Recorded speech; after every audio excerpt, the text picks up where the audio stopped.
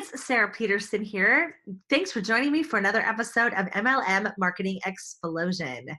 Do you have a Facebook group?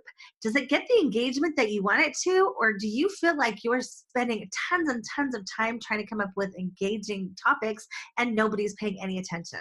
How are network marketers like us supposed to rank, advance, and build a downline without bugging our friends and family or having supermodel good looks? My mind was blown when I realized that the top network marketers aren't calling their friends and families to invite them to lame hotel meetings and in-home meetings. I've spent the last 2 years learning from and dissecting the system that top earners in the industry use. Follow me on the journey as I continue to learn and implement the top marketing tips and strategies to grow my downline. This is Sarah Peterson, and you're listening to MLM Marketing Explosion.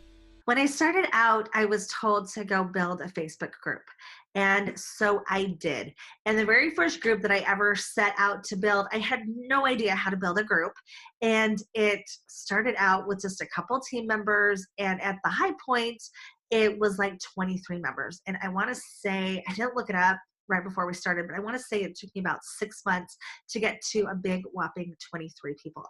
Then I was going in and I was posting, videos about how to do social media and how to grow your engagement, all this stuff. And it was kind of exhausting. It was like a me show. So the next time around, I built a Facebook group again. Within 24 hours, I had 50 people into this group. I was all excited. It kind of grew from there and it started to snowball and, picked up steam. But again, it felt like the Sarah show. And I didn't like it very much. And it wasn't getting much engagement. I was, doing videos and I was trying to come up with post ideas that would be really informative.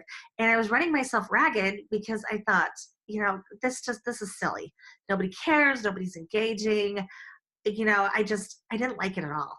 And nobody was really, like I said, engaging. Nobody was in there. Nobody was excited about what was going on there. I wasn't excited about what was going on in there. And it was all this pressure to make it all about me. In fact, I had a mentor tell me, this is your show. This is all on you. This is yours to run. This is yours to be the rock star in. And so I was like, all right, I got to be the rock star. What does a rock star do, right? And it was a good group. I mean, it had good content in there, but I kind of let it go for a couple months.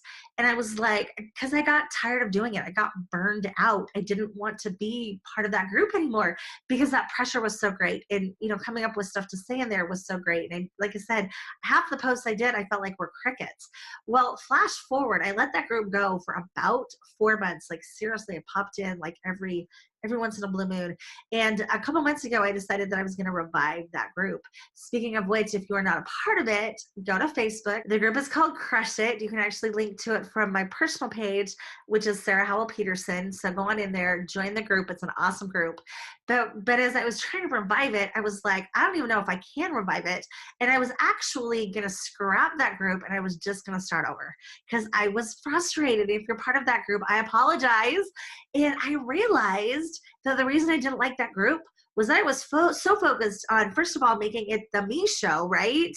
That pressure to just, be amazing 24/7 was just exhausting. And secondly, I realized that I didn't like to hang out in there because it wasn't a fun group. I didn't want to hang out in my own group. I mean, how silly is that, right? So I was talking to a friend and I was like, all right, I just want to scrap this group. I just want to start over. But I've got, these people that are in there that I feel like I owe them something, right? It's like they've been following my journey. They want me to take them to the next level. And I don't know if I want to do it anymore. And she was like, make your group fun. And I was like, what? She's like, make the group fun. And as I started looking at these groups that I like to be part of, I realized that they're groups where everybody is interacting. It's groups where everybody feels like they can post. It's groups where fun things are going on. Now, granted, groups are always going to have a lower engagement on the algorithm scheme of things. Facebook does not show those posts to a bunch of people. And even though I go into my Facebook group and I can see post, most people are not actively going into that group every day. They're waiting for it to go through your newsfeed. So automatically your posts in there and your engagement are just going to be lower. That's just the nature of the beast. Unless you have people going in, they're actively trying to be an expert in your group. right? Because they want attention. And I think that's awesome. If that's you and you want to do it, as long as you're not self-promoting your products, because I don't want it to be a spammy group, I would love it if you came in and became an expert in my group. So there you go. I've thrown that out there. All right. So secondly, I wanted a group that was fun, right? I had been so focused on business. Business. It was all about business, business, business, business, business, business, business. And I had such a tremendous amount of pressure, so much pressure to be in there. I mean, think about where are you? I mean, how many platforms are you on? Are you running yourself ragged? And that's one more thing that you don't want to have to worry about. So I realized that if I could make the group fun, people were going to naturally engage anyway. So don't be afraid in your group to throw out silly little polls like broccoli or cauliflower. I saw that on our friend's page the other day. And of course I had to chime in my opinion. It's broccoli all the way. Although really, to be honest, I'll take either one with cheese, right? But, start to throw out funny things like that. One of the things that I like to do is go over to like those party questions or like the get to know you questions. And sometimes I'll throw those out. Now, again, remember, this is still a group. So it's not going to have the engagement like it would on your personal page, but mix it up with fun things like that. Don't be afraid to go in there sometimes and make fun of yourself. And I don't mean in a bad way, but like, man, the other day I went to record a training video. And as soon as I went to go download the training video, I realized that guess what? I had never pushed record. I did not have a training video. I had to redo it. When I put that up there, people instantly connected with me on that level, right? I cannot tell you the amount of comments that I had from people saying that they've done it as well. So sometimes when you do little things like that, it just makes you human, right? It doesn't make you not the expert anymore. It just makes you human. It makes you relatable. And as people have issues, they'll come to you because they feel like a friend, right? You're like the gal or the guy next door that's just the best buddy that they can trust. So those are some of the ideas that I do to start to get your group going again. Encourage people to comment on things. Encourage people to go in. If you have a couple friends that are part of that group, go in and ask them, hey, could you guys go in and throw up a post? I want to get people posting and I want them to know that it's okay to post. Can you go stick up a post up there? That's absolutely, totally, completely what I would do to revive your group.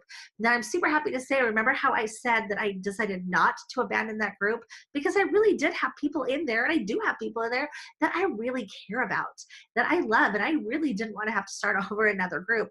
Now, I know that there's people in there that probably are not engaging like they should be, and they'll start to weed themselves out, and that's okay too. But I'm really happy to report that even though, like I said, I kind of had a group that was DOA and, dead on arrival, and even though I wasn't sure if I could revive it, sure enough, as soon as I started doing that, within about, I want to say about a week, it really started to pick up steam. People started engaging. It started to be a place that I liked to hang out in, and that's saying something, right? So if you've got a group like that, don't feel like you have to abandon them. Just start to post differently. Like I said, if you want to come see what I'm doing, come jump on into that group. Again, it's called Crush It, the science of using mindset and skill set to create momentum. We'd love to have you be a part of it. We're looking forward to getting to know you better. And, come on in, introduce yourself, and you can make it your home too. Thanks for watching today. If you liked this episode, please go ahead and like and subscribe and share this out with your team members so that they can learn how to grow their groups as well. See you on the next one. Do you struggle with knowing what to post about and how to create engaging content that people will want to comment on so that it will trend on social media? If so, go to www.marketingexplosion.org/post and pick up my 25 go-to post ideas that you can begin using today to create content that people are actually going to be excited about engaging with. See you soon.